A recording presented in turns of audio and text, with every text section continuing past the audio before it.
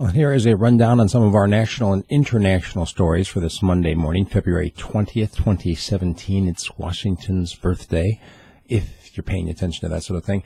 I don't know if you heard about it, but there was a little bit of a dust-up with President Trump over the weekend. Apparently on Saturday at a rally, he made reference to something that had happened in Sweden the night before in the context of his terrorism and his immigration ban.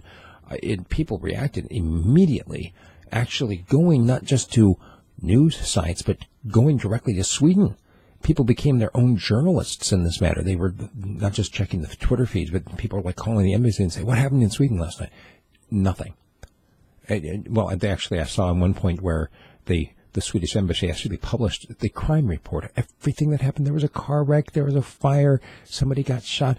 I mean, basically, there was nothing that could be construed as a terror attack. And immediately, it wasn't just Twitter. It was Facebook. It was all over the place.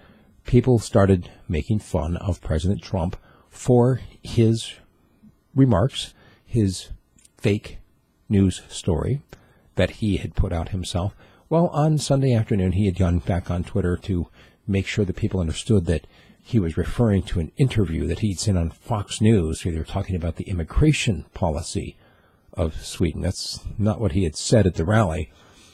But, I mean, after all, he's only human, right?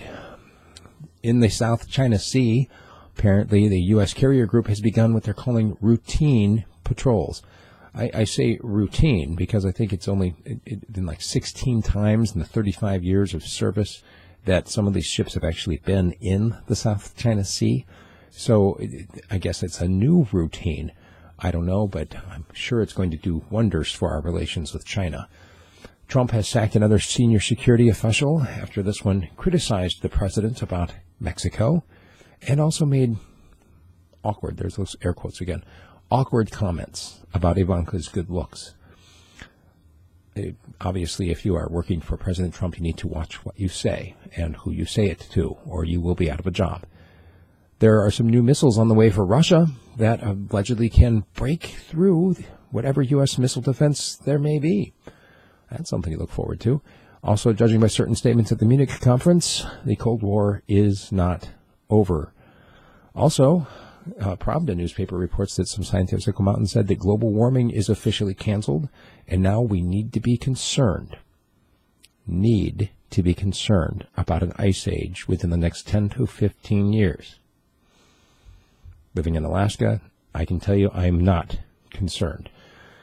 Also, there have been a number of anti-Trump activists and protests that now, I guess they're stepping up their organization, actually taking cues from the Tea Party, and they're going to be invading congressional town halls this week, or they're going to be shaming members of Congress with cardboard cutouts. We'll watch this story, I'm sure, as it unfolds. Anyway, a lot of other news we don't have time for now. If you want to get the full 30-minute version that includes both the national and Alaska news, become a subscriber at radiofreespeech.com. And make sure you tell all your friends. Once again, you got a news tip for me, email me, Steve at radiofreespeech.com. One last story I will mention in passing is that Reince Priebus has come out and said we need to take it seriously. The White House said that the press is the enemy of the American people. All right, we'll keep that in mind. Thank you very much. Check out my other videos and become a sponsor. Thanks, bye.